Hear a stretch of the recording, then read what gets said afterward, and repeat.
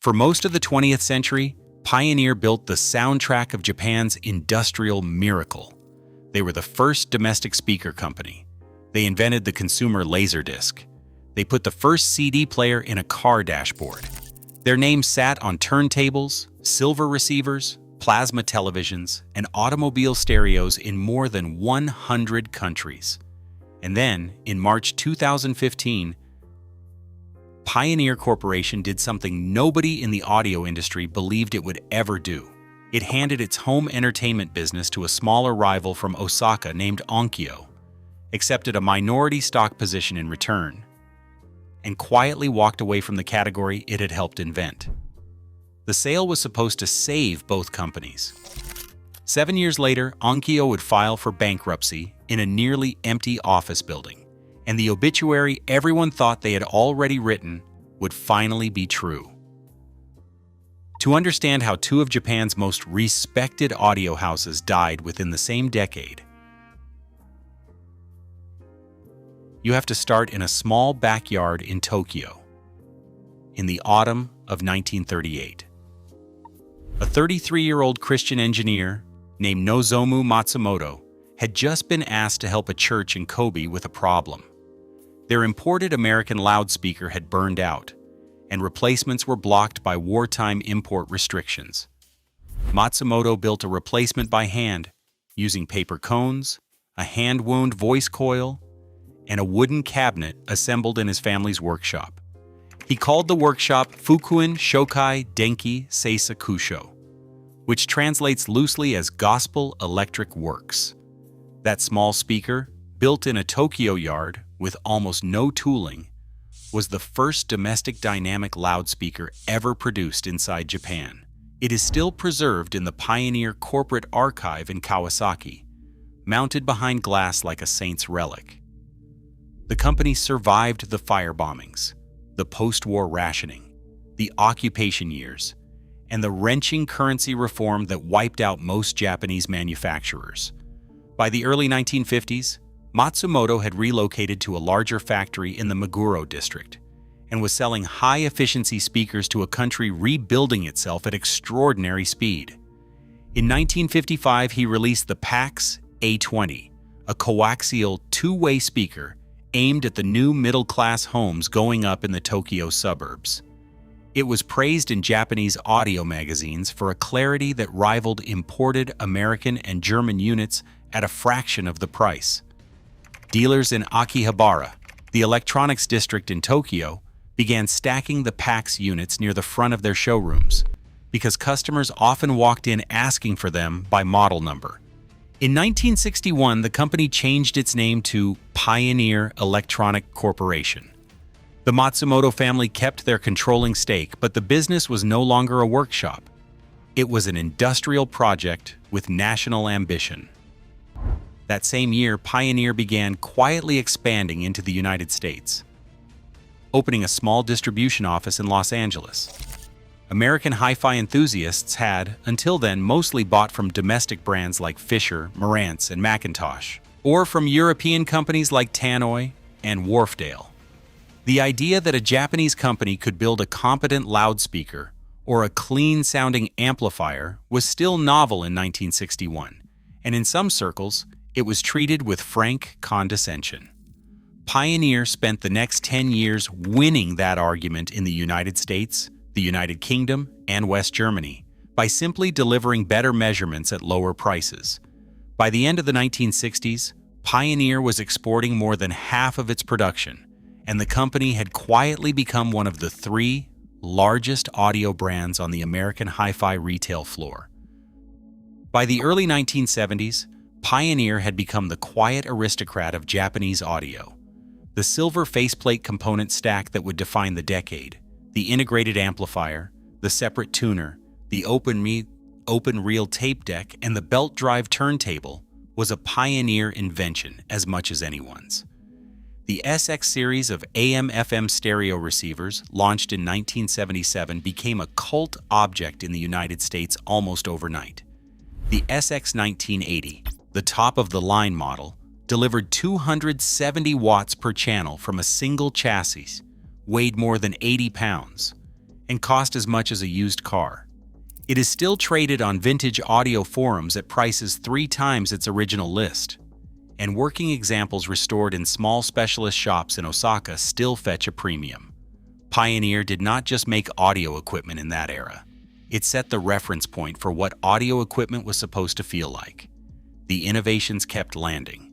In 1979, Pioneer engineers finalized work on a consumer version of the optical disc video player that MCA had licensed them for Japanese development. In December 1980, they released the VP-1000, the first consumer laserdisc player sold anywhere in the world. The VP-1000 was the size of a small kitchen oven, weighed nearly 30 pounds, and read its data from a polished 12-inch reflective disc that looked, to a customer at an electronics store, a bit like a silver vinyl record. The format never became a mass success outside of Japan, but it seeded almost every optical disc technology that followed, including the CD, the DVD, and eventually the Blu-ray. For a period in the late 1980s, a specific subculture of American videophiles built their entire living rooms around Laserdisc, and Pioneer catered to it with a series of high-end players, the CLD and DVL lines, that still turn up in estate sales in California today.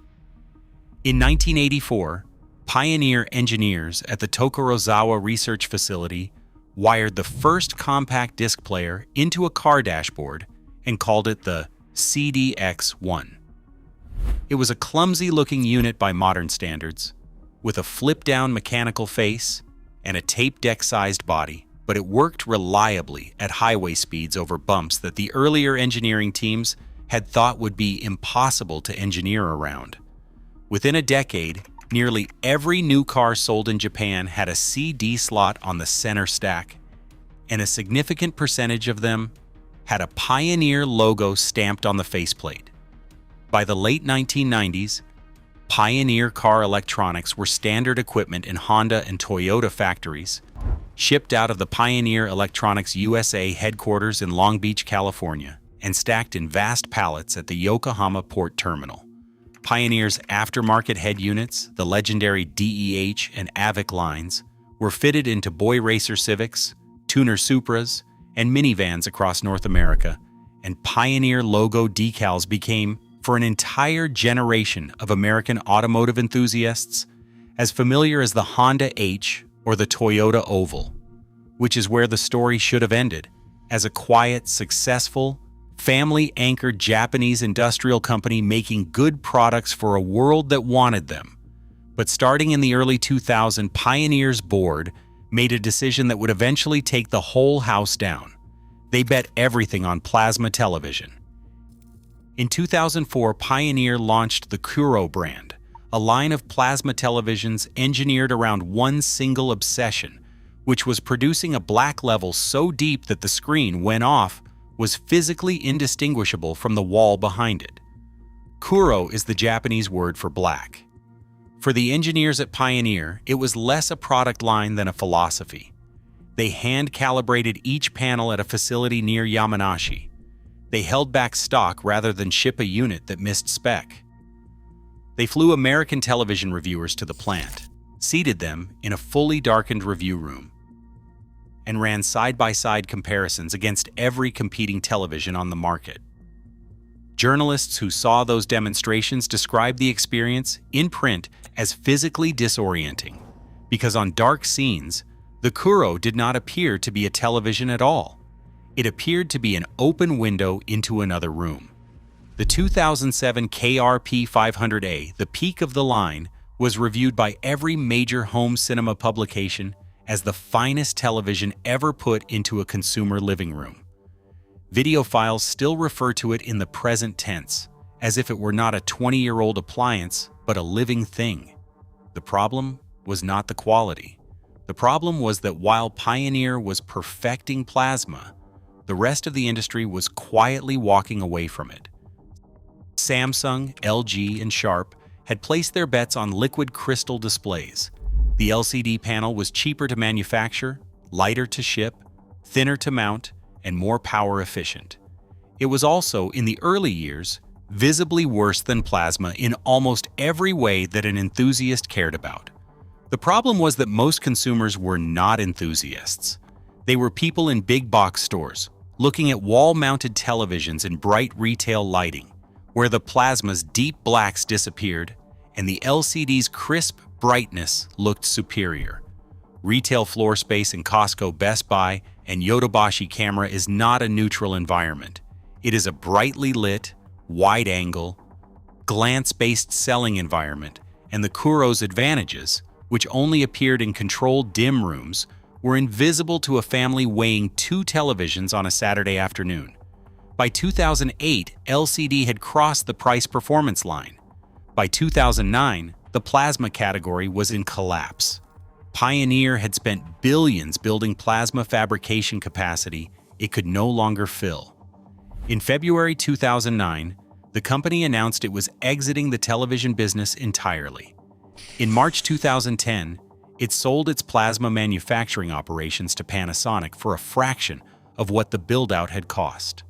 The total reported loss across the 2 fiscal years exceeded 100 billion yen. Pioneer's workforce was cut by thousands across Japan, North America, and Europe. The KRP 500A, the finest television anybody had ever made, was quietly discontinued. Remaining inventory sold out within weeks. No successor was announced because there was no successor coming. For months afterward, Panasonic engineers attempted to continue the Kuro philosophy inside their own plasma line, and the resulting panels were strong. But the Pioneer-specific tuning had been lost with the engineering transfer. By 2013, Panasonic would exit plasma too. Pioneer survived the Kuro disaster, but barely. What was left of the home entertainment business was now propped up almost entirely by the car electronics division, which was still profitable, still growing, and still a genuine world leader. The home audio and visual division, which covered AV receivers, Blu-ray players, speakers, and the famous Pioneer amplifier lineage, was a shadow of its former self. Between 2010 and 2014, the unit hemorrhaged cash. Smartphones were replacing dedicated music hardware. Sonos and Bose were pushing wireless soundbars into the living rooms that used to hold a 6-component Pioneer stack. The Apple ecosystem was pulling headphone buyers away from dedicated hi-fi entirely. In one of the cruelest inversions in consumer electronics, the generation that had grown up staring at backlit Pioneer logos on receiver faceplates was now streaming lossy MP3s through a plastic Bluetooth pill.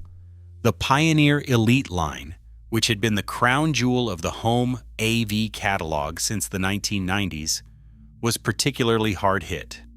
Elite receivers and Blu-ray players were expensive, carefully engineered products, sold through specialist dealers with custom install relationships, and they commanded premium margins.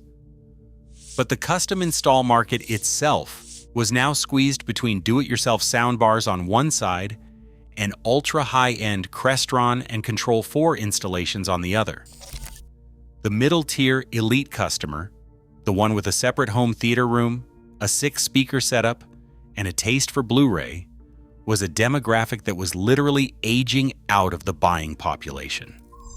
Pioneer's internal forecasts in 2013 showed the elite unit volumes declining by roughly 15 to 20% per year with no visible floor. By the summer of 2014, Pioneer's board had concluded that it could not fix the home AV division from the inside.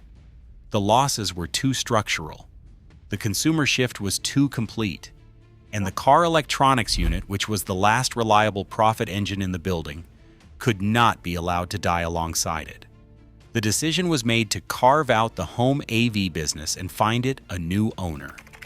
The banker who brokered the deal was Bain Capital Japan, the Tokyo arm of the same American private equity firm that had by then become one of the most active operators in distressed Japanese industrials. The candidate buyer Bain produced was not a foreign conglomerate or a Chinese electronics giant.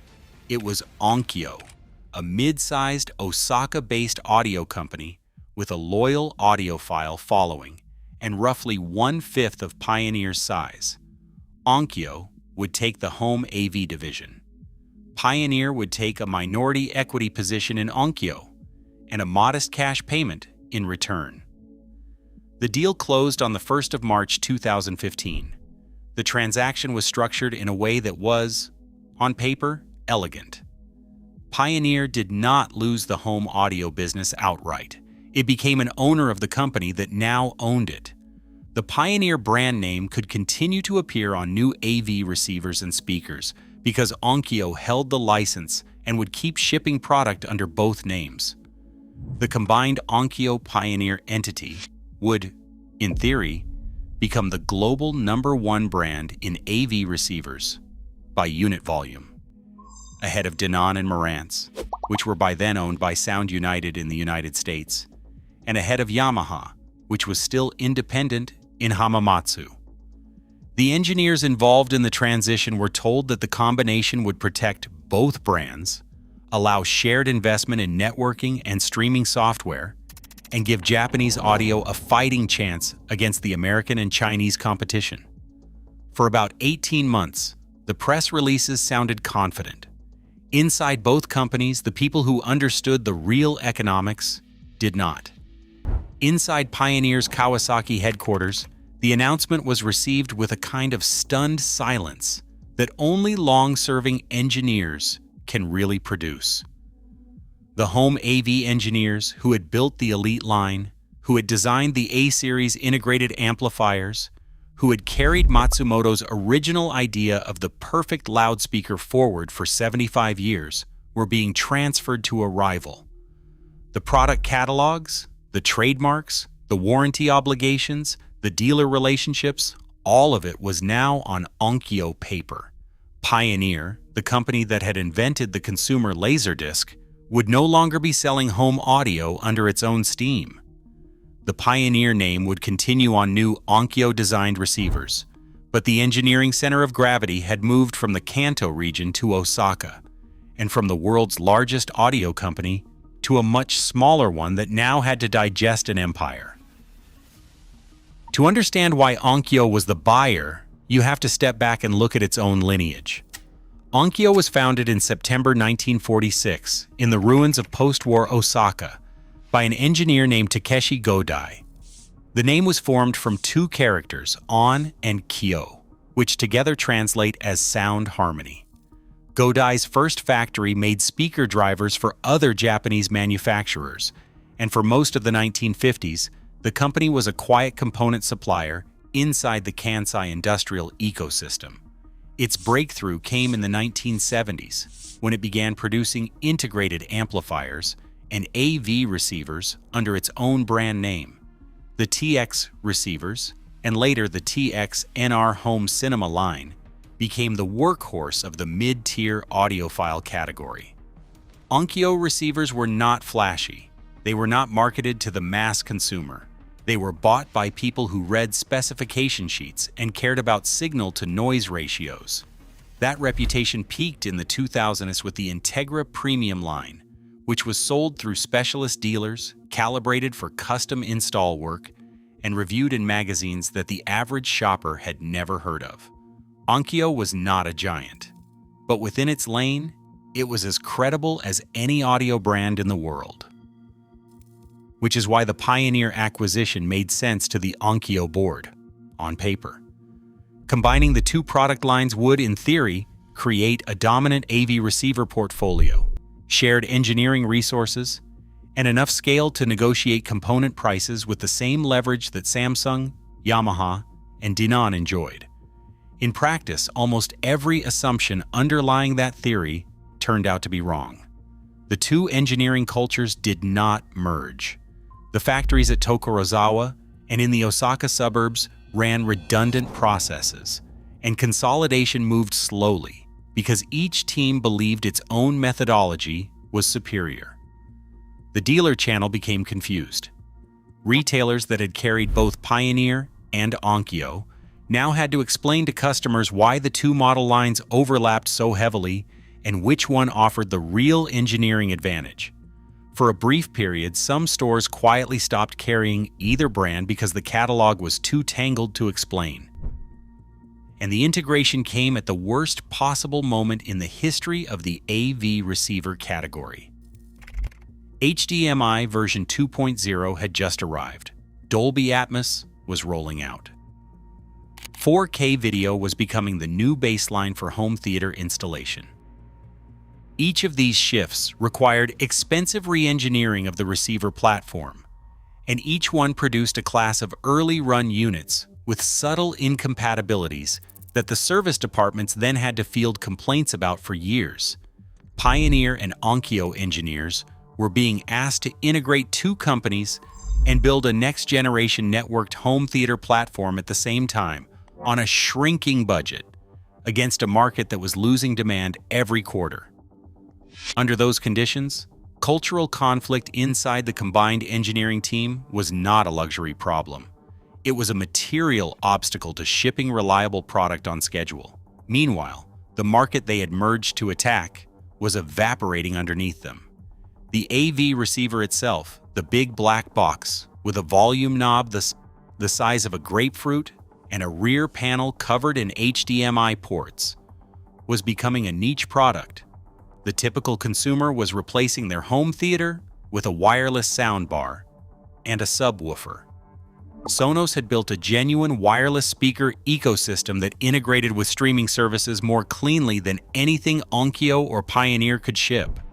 Apple, Amazon, and Google were all selling voice-controlled smart speakers for under $200. The world in which a family spent $3,000 on a receiver, 6 bookshelf speakers, a subwoofer, and a rack of source components was not dying. It was already dead. The Onkyo Pioneer combined entity was an expert in an end-of-life category, with fixed costs built for a market that had tripled in size during the 2000s and was now shrinking every quarter. Then came the capacitor problem. Beginning around 2015 and accelerating through 2017, owners of a large swath of Onkyo and Pioneer AV receivers began reporting a specific, repeatable failure. The unit would lose its HDMI signal. Pictures would freeze, flash green, or simply go dark. The failures traced back to a defective HDMI board component that had been used across multiple model years. At scale, it was catastrophic.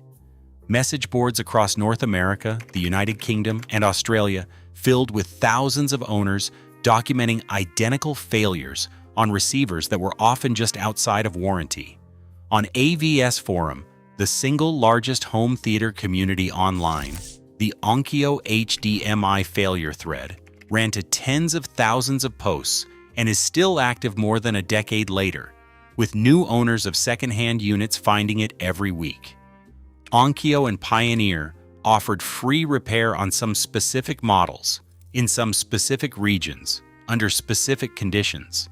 For everyone else, the company's communication was slow, inconsistent, and frequently impossible to parse. Class action chatter began circulating in 2017. A reputation built over decades on careful engineering and audiophile trust was cashed in, box by box, living room by living room, over the course of 3 years. By 2019, the Onkyo brand on a new receiver was no longer a mark of quality. It was a risk. Several large American custom installers began quietly removing Onkyo and Pioneer receivers from their recommended equipment lists, routing their customers toward Denon, Marantz, and Yamaha instead. And that quiet migration was visible in the quarterly sales reports inside the Onkyo Osaka headquarters long before the bankruptcy finally arrived. The financial numbers matched the brand damage. Onkyo posted operating losses for 5 consecutive fiscal years, beginning in 2016. The stock price on the Tokyo JASDAQ market slid from a peak of over 200 yen per share to below 20. Bondholders began pressing management for a recovery plan. In August 2020, the Tokyo Stock Exchange delimited Onkyo Corporation. The immediate trigger was a qualified audit opinion and persistent negative net worth. But the real trigger was that the company was no longer a going concern on anything but paper. The delisting notice itself was a short, dry Japanese language filing, a few pages long, posted to the exchange's website on a Monday morning, and by Tuesday, the stock had stopped trading. The investor relations phone line at Onkyo's Osaka headquarters went unanswered for days, because the team that had staffed it had mostly already left. 2 weeks after the delisting, Onkyo announced that it was selling its home entertainment business, the category that still included the Pioneer home audio brand it had acquired only 5 years earlier, to Sound United and Premium Audio Company, both American operators. Sound United already owned Denon, Marantz, Polk, and Definitive Technology. With the Onkyo and Pioneer brands added to its portfolio, it would now control most of the active Japanese AV receiver nameplates.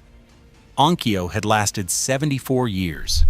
Its home audio business, which had defined the company since the 1970s, was now American-owned. What remained in Japan was an almost empty corporate shell called Onkyo Home Entertainment Corporation. On the 13th of May, 2022, that shell filed for bankruptcy under the Civil Rehabilitation Act in an Osaka court. The reported debts were approximately 3.1 billion yen, or roughly $24 million at the exchange rate of that week. By the standards of Japanese industrial failures, it was not a large number. Panasonic has lost more in a single bad quarter.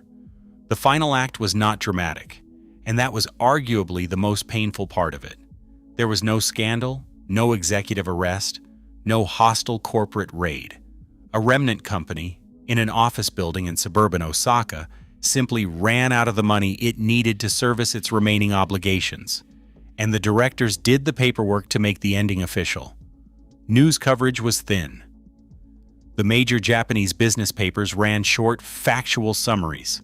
The Western audio press ran longer obituaries written by critics who had grown up on Onkyo receivers and knew what was being buried. On the online audiophile forums, in the days after the filing, longtime Onkyo owners posted photographs of the receivers sitting in their living room racks. Some posted images of the original retail boxes, kept in attics, because the foam inserts and cardboard flaps felt like objects of meaning now that the company that had produced them was gone. A few posted the original sales receipts from stores like Tweeter in Circuit City that had themselves already died a decade earlier. The whole thread was, read end to end, an accidental group eulogy, not just for Onkyo, but for the specific way that mid-priced Japanese electronics used to feel, in their weight and their finish, and the smell of the cardboard that came out of the box when you opened a new receiver at home. What actually survives of these two companies in 2026 is a tangled answer, which is the correct way to end any industrial obituary. Pioneer Corporation, the parent company, still exists, but it is no longer a consumer electronics house in any meaningful sense. Its car electronics division passed through private equity ownership at Baring Private Equity Asia, and was subsequently reorganized into a vehicle electronics business connected to Foxconn-affiliated investors, with operations in Kawasaki and an automotive focus that points toward the dashboard computing and connected car market of the next decade. The Pioneer logo still rolls off the production line on infotainment units destined for Honda and Toyota factories, but the company behind the logo is not the company that used to stand behind it. Engineering direction now comes from mixed Japanese and Taiwanese teams. The balance sheet is controlled through private equity vehicles, and the strategic priority is automotive electronics for the electric vehicle era, not consumer audio. Pioneer DJ, the professional DJ mixer and turntable line, was spun out in 2015, sold to the American private equity firm KKR, and then rebranded as Alpha Theta in 2020, where it continues to dominate the professional DJ booth in nightclubs from Ibiza to Tokyo. The Pioneer home audio brand, on a newly released AV receiver or a home theater speaker is now a licensed name. It belongs to Premium Audio Company, an American firm which ships its products out of warehouses in Carlsbad, California. The Kuro television brand has not been revived, and if the Audio Forum consensus is to be trusted, it will not be, because nobody living in the consumer electronics industry today has any commercial interest in building a plasma display again. The remaining KRP 500A units in living rooms around the world are now approaching 2 decades of operation, and the small network of specialist technicians who can still source replacement parts for them is shrinking every year. Onkyo's fate is in some ways cleaner and in some ways sadder. The Onkyo name, like the Pioneer name, has been licensed to Premium Audio Company. New Onkyo-branded AV receivers still appear on the shelves of Best Buy and Crutchfield, designed by teams in the United States and Vietnam, and manufactured in facilities that the original Osaka engineers never walked through. The original Onkyo Corporation legal entity, the one that traced back to Takeshi Godai's 1946 workshop, no longer exists as a listed company.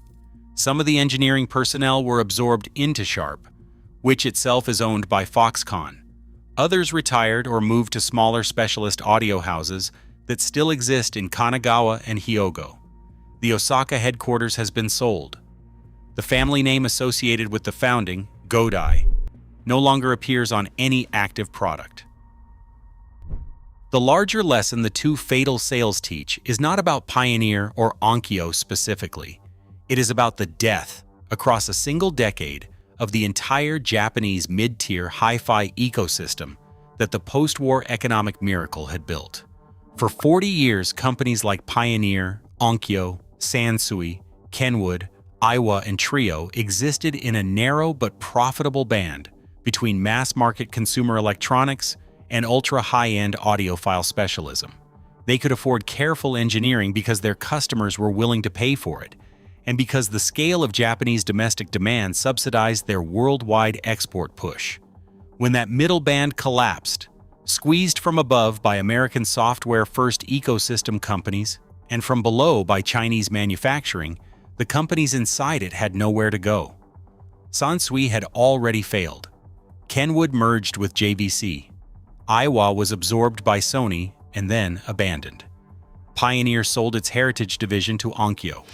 Onkyo then sold the same heritage division to an American firm and filed for bankruptcy with what was left. There is a specific version of the story in which Pioneer could have survived intact. It is the version in which the board, in 2003, refused to double down on plasma and instead licensed LCD panels from a South Korean supplier, accepted a worse black level for a better cost structure, and kept the television business as a moderate profit center through the 2010s. There is also a version in which Onkyo, after the 2015 acquisition, immediately pivoted its AV receivers into a software-first architecture, built a genuine streaming platform to compete with Sonos, and trained its dealer channel to sell a service subscription alongside the hardware box.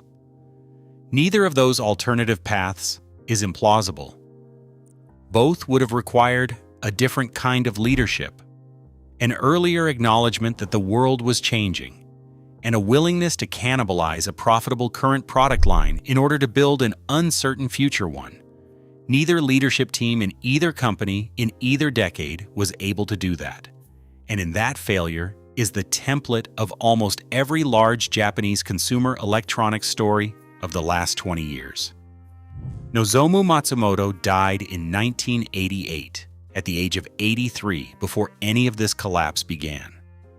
The company he founded to replace a burned-out loudspeaker in a Kobe church had grown into one of the world's great audio houses, had employed tens of thousands of engineers, had shaped what a generation of listeners thought of as the sound of music, and had then, in the slow way these things always happen, outlived the market that had nourished it. Takeshi Godai of Onkyo died in 1984, 4 years earlier, and the same applies to him.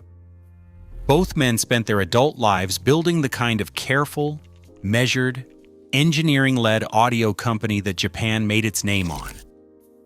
And both companies they built outlasted them by several decades, and then collapsed. There is a photograph in the Pioneer Archive of Matsumoto holding the first speaker he ever built. In 1938, a small wooden box with a paper cone, held up to the camera with a faint, almost embarrassed smile. You look at that photograph now and you understand what was actually lost in the March 2015 sale to Onkyo and the May 2022 bankruptcy that followed.